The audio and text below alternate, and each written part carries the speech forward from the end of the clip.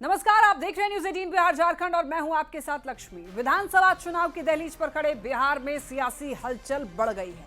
ऐसे में आज जिन खबरों पर दिन भर हमारी नजर रहने वाली है उनमें पहली खबर निर्वाचन आयोग से जुड़ी हुई है। चुनाव प्रक्रिया को आगे बढ़ाने के लिए निर्वाचन आयोग की 9 सदस्यीय टीम बिहार पहुंच चुकी है। चुनाव आयोग की टीम सभी प्रमंडल के आयुक्तों और डीएम के साथ बैठक करेगी।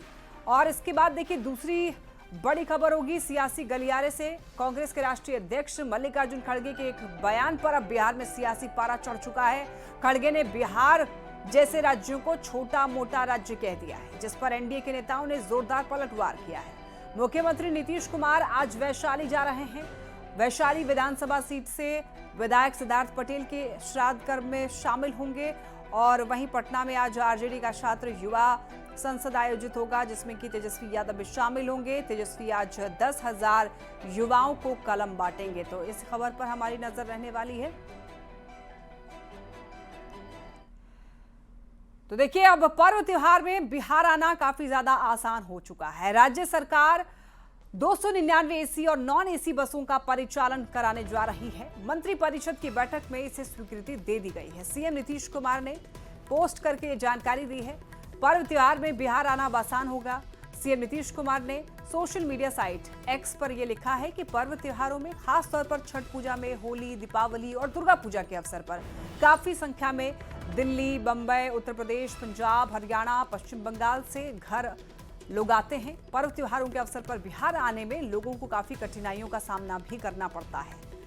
और बिहार आने वाले लोगों की यात्रा जो है उसको सुगम बनाने के लिए, उनकी सहूलियत के लिए हमारी सरकार लगातार प्रयासरत है। और इसी कड़ी में बिहार से जुड़े हुए अंतर्राज्यीय मार्गों पर राज्य सरकार 299 एसी और नॉन एसी बसों का परिचालन कराने जा रही है। 24 जून 2025 को हुई मंत्रिपरिषद की बैठक में इसे स्वीकृति दे दी गई है।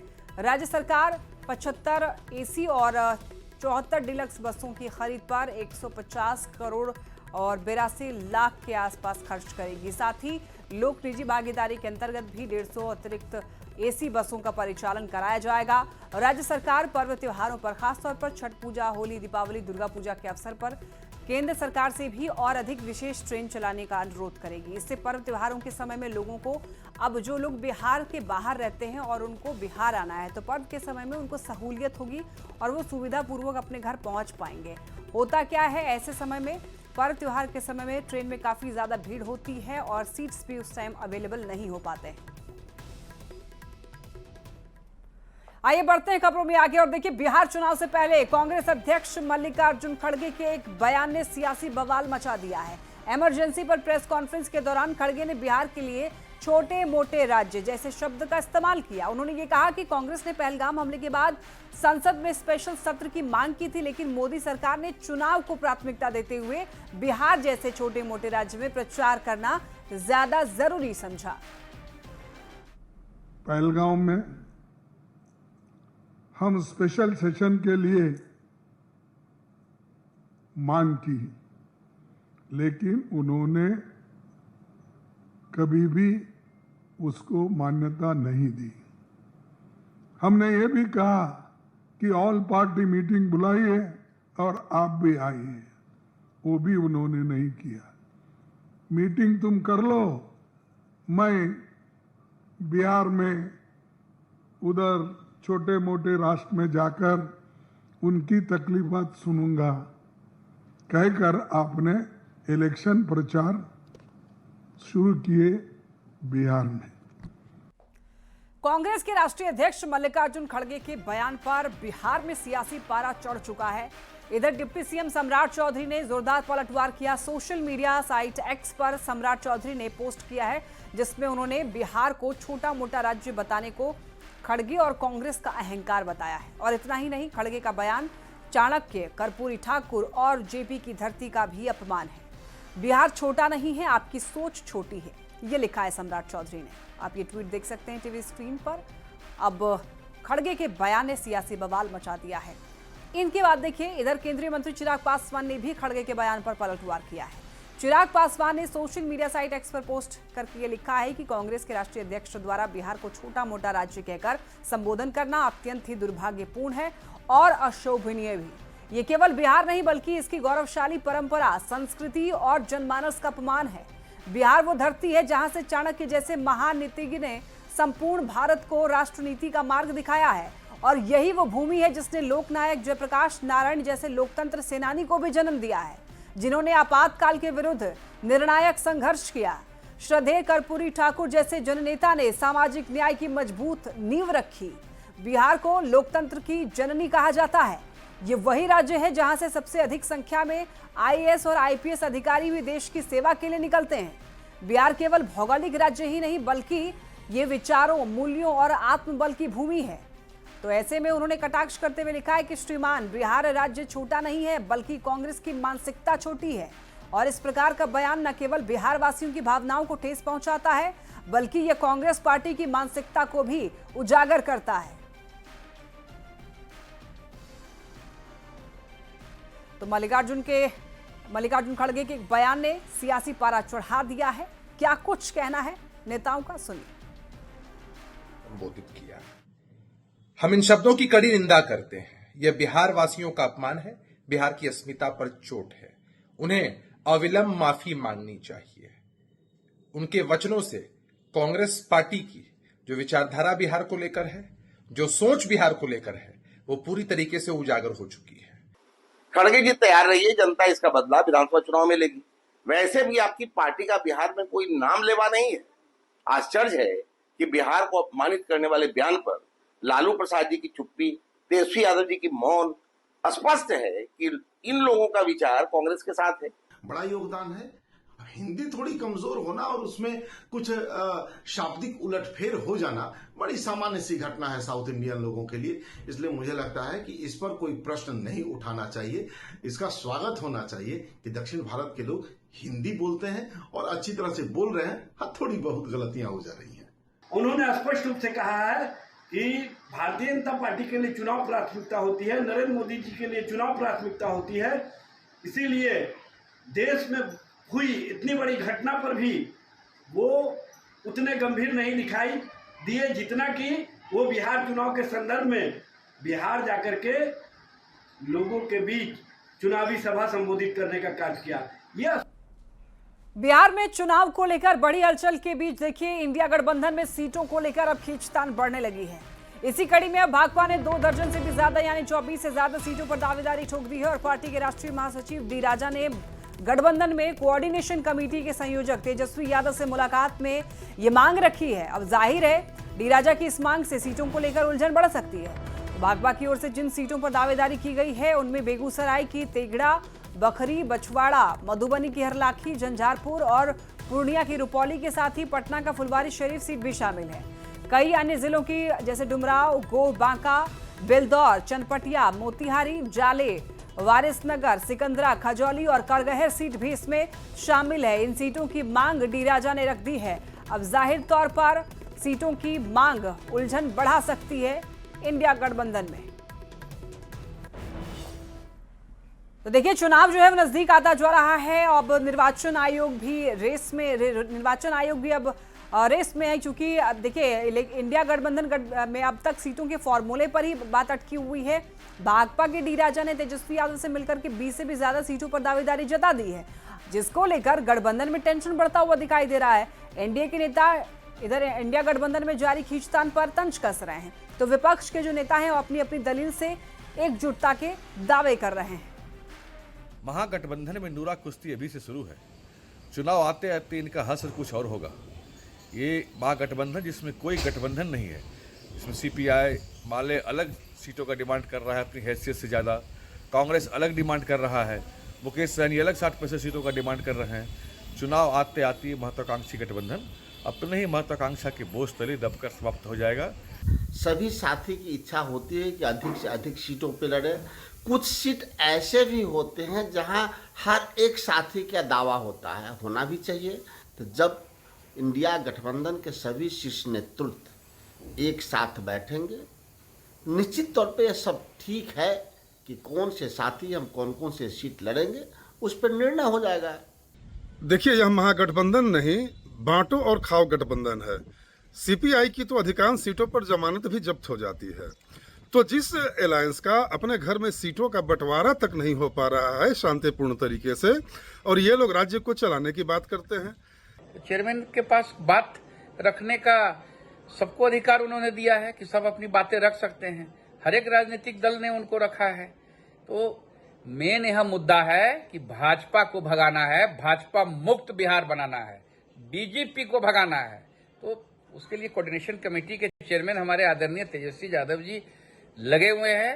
अब कोई भी दल दावेदारी तो कर ही सकता है, दावेदारी करने में क्या हर्ज है। अगर भारतीय कम्युनिस्ट पार्टी दावेदारी कर रही है, इसमें हर्ज कुछ नहीं है, लेकिन सब मिल बैठ करके सब चीज़ों पर फैसला ले लिया जाएगा। कहीं कोई किसी को परेशानी नहीं होगा और सीट बंटवारे में कोई किचकिच नहीं होगा। विधानसभा चुनाव को देखते हुए भारत निर्वाचन आयोग की 9 सदस्यीय टीम पटना पहुंच चुकी है। ये टीम 3 दिनों तक बिहार में रहेगी और इस दौरान टीम के सभी सदस्य पटना में समीक्षा बैठक भी करेगी। देखिए, इस बैठक में मुख्य निर्वाचन पदाधिकारी के साथ सभी प्रमंडलों के आयुक्त और डीएम मौजूद रहेंगे। समीक्षा बैठक के बाद टीम के सदस्य कल यानी कि शुक्रवार को 4 भागों में बंट करके सभी प्रमंडलों के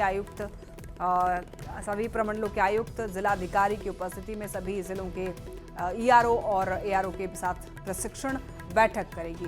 ज्यादा जानकारी दे रहे हैं न्यूज 18 संवाददाता अमित कुमार।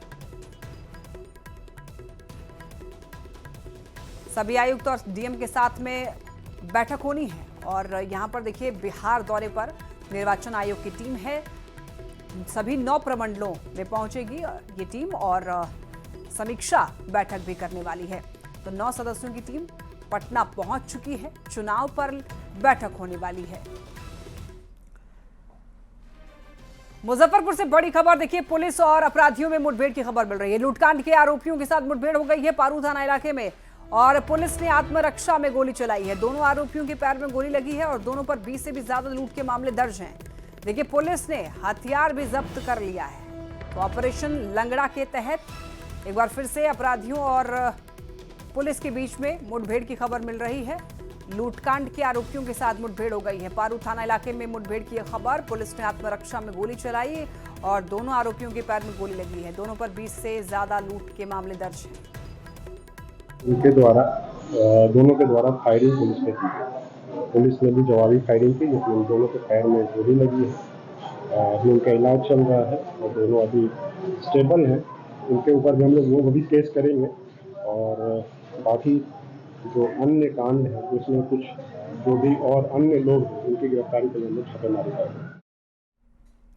और इस वक्त की एक और बड़ी खबर है, यूपी में यात्री बस का एक्सीडेंट हो गया है। ये बहुत बड़ा भीषण सड़क हादसा बताया जा रहा है। इटावा और सैफई में बस हादसे के शिकार हुई। मधुबनी से दरअसल दिल्ली जा रही थी बस, आगरा लखनऊ एक्सप्रेस वे से नीचे गिर गई बस। 50 से भी अधिक यात्री घायल बताए जा रहे हैं और बस हादसे में 2 यात्रियों की मौत भी हो गई है। भीषण सड़क हादसा, जो लोग घायल हुए हैं उन्हें अस्पताल में भर्ती करा दिया गया है और बताया जा रहा है कि इसमें कुछ लोगों की हालत काफ़ी ज़्यादा गंभीर है। आगरा लखनऊ एक्सप्रेस वे से ये जो बस है वो नीचे गिर गई और बस के नीचे गिरने से 50 से भी ज़्यादा यात्री घायल हो गए और 2 यात्रियों की मौत बताई जा रही है। ये जो बस है वो दिल्ली की ओर जा रही थी। मधुबनी से ये बस दिल्ली जा रही थी और आगरा लखनऊ एक्सप्रेस वे से नीचे गिर गई ये बस। 4:15 साढ़े 4 के आसपास एक्सप्रेस वे से कॉल आया कि 103 किलोमीटर के आसपास कोई एक्सीडेंट हुआ है। बस का मेजर एक्सीडेंट था। अभी हमारे यहाँ लगभग 44 पेशेंट रजिस्टर्ड हुए हैं। उनमें से दो पेशेंट हैं जो एक्सपायर्ड कंडीशन में लाए गए। बाकी का इलाज चल रहा है। 5-6 मरीज हैं जिनको चेस्ट इंजरी है, किसी को स्पाइन इंजरी है। हाँ, ट्रक था और ट्रक का एकदम से ब्रेक ले लिया उसने। हमें बचाने के चक्कर में ना ऐसे गाड़ी ढुल गया नीचे, उसे थोड़ा सा गाड़ी में लग गया उसको पीछे वाला अटरी में, गाड़ी नीचे ढुल गया, स्टीयरिंग फेल हो गया। बड़ी खबर मोतिहारी से, जहां मंदिर के पुजारी की चाकू गोदकर हत्या कर दी गई। देखिए, ये जो घटना है पिपरा थाना के पास के एक मंदिर की है। सुबह ग्रामीणों ने मंदिर में पुजारी का शव खून से लथपथ देखा, जिसके बाद पुलिस को सूचना दी गई। फिलहाल पुलिस मामले की जांच में जुटी है। आशंका ये जताई जा रही है कि जमीन के विवाद में दरअसल पुजारी की हत्या की गई है। आशंका ये जताई जा रही है जमीन विवाद इसके पीछे कारण हो सकता है। मोतिहारी का ये मामला है, इस पुजारी की चाकू गोदकर हत्या कर दी गई।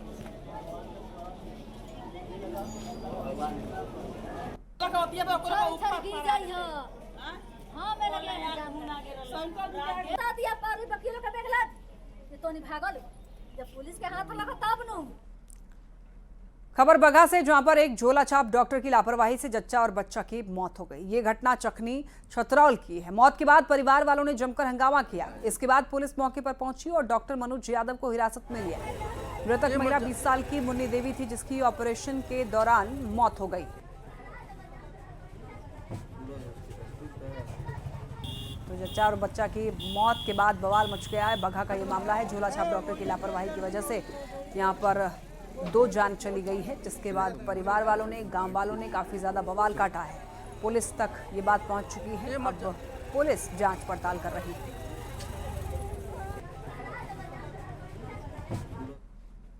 खबर पटना से, जहां लापता युवक का शव मिलने से सनसनी मच गई। देखिए, ये जो घटना है राजीव नगर थाना क्षेत्र के जयप्रकाश नगर की है। युवक राजीव 22 जून को अपने घर से निकला था, लेकिन फिर घर नहीं लौटा। बुधवार को उसका शव बरामद किया गया। ये मामला पुलिस के संज्ञान में है। पुलिस हर एंगल से इस मामले की जांच कर रही है। परिवार में मातम पसरा हुआ है। परिवार वालों का रो रो कर बुरा हाल है। जयप्रकाश नगर में रोड नंबर 1 में एक खंडहर नुमा अर्धनिर्मित घर में एक व्यक्ति का शव पड़ा हुआ है। थाना द्वारा जाकर के तत्काल जो है इसकी जांच किया गया। जांच में पाया गया कि एक 2-3 दिन पुराना सड़ा अवस्था में शव वहाँ पड़ा हुआ है। बाद में इनकी पहचान की गई, जो भोला पासवान सकूर कॉलोनी शास्त्री नगर के रहने वाले राजीव कुमार के रूप में इनकी पहचान हुई। और एक खबर पटना से, जहां नगर निगम बोर्ड की बैठक में जमकर हंगामा हो गया। देखिए, बैठक में मेयर, डिप्टी मेयर और नगर आयुक्त के साथ साथ यहां पर स्टैंडिंग कमेटी के सदस्य और पार्षद शामिल हुए थे। लेकिन मेयर के विरोधी गुट के पार्षदों ने मेयर पर ठेकेदारों को लाभ देने का आरोप लगा दिया। करीब 4 घंटे तक चली बैठक में जमकर हंगामा हुआ। बैठक बेनतीजा रही। इसके बाद मेयर सीता साहू ने इस बैठक को रद्द कर दिया। मेयर ने अब अगली बैठक 1 जुलाई को तय की है। क्यों बैठक में हंगामा हो रहा था? देखिए, आज तक जब से हम लोग आए, जो आज तक निगम बोर्ड के बैठक में नहीं हुआ, जो आज हुआ वो अच्छा नहीं। देखिए, आज जो भी बोर्ड की बैठक में हुई वो सारा साजिश के तहत पहले से तैयार किया हुआ था। और जहाँ तक रही, पहले जो हमारे स्टैंडिंग के मेंबर थे, जनप्रतिनिधियों को अब हथियारों के लाइसेंस बिना समय गवाए मुहैया करवाया जाएगा। इस बात के लिए देखिए, गृह विभाग की तरफ से एक आदेश पत्र सभी जिलाधिकारियों और पुलिस कप्तान को जारी किया गया है। इस पत्र में ये लिखा गया है कि पंचायती राज से लेकर सभी जनप्रतिनिधियों को, जैसे राज्य के जिला परिषद अध्यक्ष, उपाध्यक्ष, मुखिया, सरपंच से जुड़े प्रतिनिधियों को बिना देर किए लाइसेंस जारी किया जाएगा। प्रतिनिधियों को अब लाइसेंस लेने में, हथियारों के लाइसेंस लेने में इंतजार नहीं करना पड़ेगा। तत्काल अगर वो आवेदन करते हैं तो उन्हें बिना समय गवाए जिलाधिकारियों को जो है लाइसेंस देने का आदेश वो जारी किया गया है। और ये आदेश जो है वो गृह विभाग के अवर सचिव मनोज कुमार सिन्हा की ओर से जारी किया गया है। इस आशय को लेकर के जो पत्र है वो सभी जिलाधिकारियों को भेज दिया गया है। और बताते ये चले कि खासतौर पे पंचायती राज से जुड़े जो जनप्रतिनिधि हैं, जैसे जिला परिषद अध्यक्ष, उपाध्यक्ष, मुखिया, सरपंच, इन लोगों को जो है वो बिना समय गवाए हथियार का लाइसेंस देना अनिवार्य किया गया है। और जो टाल मटोल की स्थिति अब तक देखने को मिलती रही है, जनप्रतिनिधि जब लाइसेंस के हथियार के लिए आवेदन करते हैं तो जिलाधिकारी जो है वो फाइलों को बंद रखते हैं, फाइल नहीं खोलते और उस पर जो है निर्णय करते हुए लाइसेंस निर्गत करने में आनाकानी करते हैं। और इसी की शिकायत लगातार मुख्यमंत्री तक पहुंच रही थी और मुख्यमंत्री ने भी इस पूरे मामले को काफ़ी गंभीरता से लिया। और बिहार में जिस तरह से आपराधिक घटनाएं बढ़ी है, इसको देखते हुए गृह विभाग के अवर सचिव जो है मनोज कुमार सिन्हा ने ये आदेश जारी किया है कि पंचायत से जुड़े प्रतिनिधि हैं या जो दूसरे भी जनप्रतिनिधि हैं, उन सभी को बिना समय गवाए जो है हथियार मुहैया कराया जाए, हथियार का लाइसेंस मुहैया कराया जाए। और इनमें बड़ी संख्या में पंचायत व ग्राम कचहरी के प्रतिनिधि लंबे समय से सुरक्षा को हवाला देते हुए जो लाइसेंस है हथियारों का उसकी मांग कर रहे थे। और इसको लेकर के कई बार जो सदन है वो बिहार विधानसभा विधान परिषद में जो है वो सवाल भी उठाए गए थे जनप्रतिनिधियों की तरफ से। और इसी को देखते हुए मुख्यमंत्री नीतीश कुमार ने भी नियमानुसार जो सशस्त्र लाइसेंसों का निष्पादन करने का निर्देश जो है वो जारी किया था। और पंचायती राज विभाग की ओर से 18 जून को गृह विभाग के अवर जो सचिव हैं, अपर सचिव, मुख्य सचिव को पत्र लिख करके इस दिशा में कार्रवाई करने की मांग की गई थी। और इसके बाद गृह विभाग ने सभी जिले के डीएम, एसपी को पंचायती राज संस्थाओं एवं ग्राम कचहरी के निर्वाचित जिलाधिकारी जो है जनप्रतिनिधि हैं उन्हें सशस्त्र लाइसेंस जो है उसका आवेदन को जो है वो नियमावली 2016 के प्रावधानों के आलोक में नियमानुसार निर्धारित समय सीमा के अंदर निष्पादन करने का निर्देश दिया है। तो कह सकते हैं कि जनप्रतिनिधि जो भी हों, अगर वो चाहते हैं कि वो हथियार उनके पास हो, उनके लाइसेंस जो है उन्हें मिले, तो जिलाधिकारियों को बिना समय गवाए जो है वो मुहैया करानी होगी। कैमरा पर्सन अजय दुबे के साथ अमित कुमार, न्यूज 18 पटना। और इसी के साथ इस बुलेटिन में इतना ही। खबरें लगातार जारी है, आप देखते रहिए न्यूज 18।